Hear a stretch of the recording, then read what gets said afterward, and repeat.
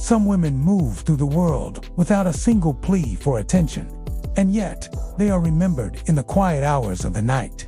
They leave no trail of words behind them, yet their presence lingers like a fragrance on the edge of memory. They do not chase, and still the man who has met her feels her absence more than he ever noticed her presence. Carl Jung might have warned him.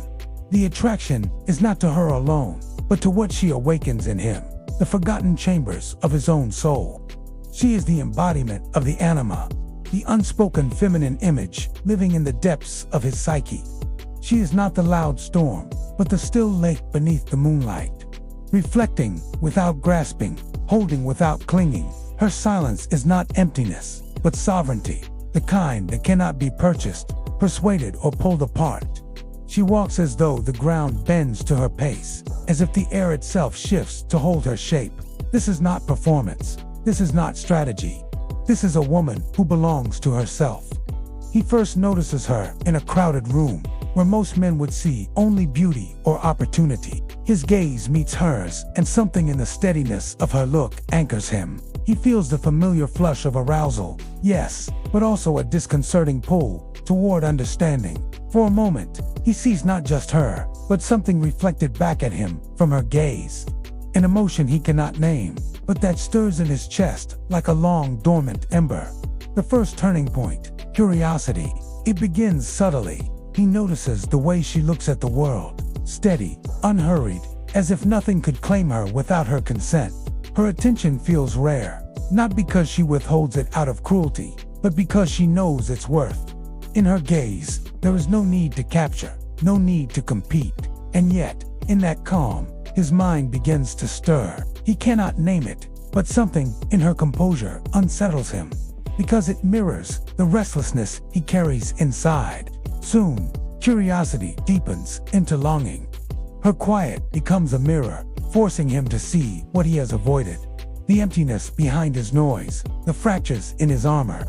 Jung would call this projection, the moment when what is unclaimed in the self is cast onto another. He is not simply drawn to her presence. He is magnetized by the possibility of meeting himself through her. But she offers no doorway he can walk through without first disarming. And armor, after all, is the only skin he has ever known. The second turning point, mystery.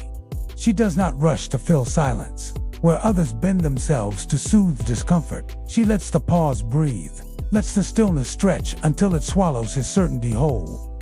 He finds himself building stories about her, fantasies, fears, desires, none of which she confirms or denies. The more he reaches for definition, the more she slips into abstraction. And it is in that space of not knowing that his desire grows. She is no tempest demanding attention.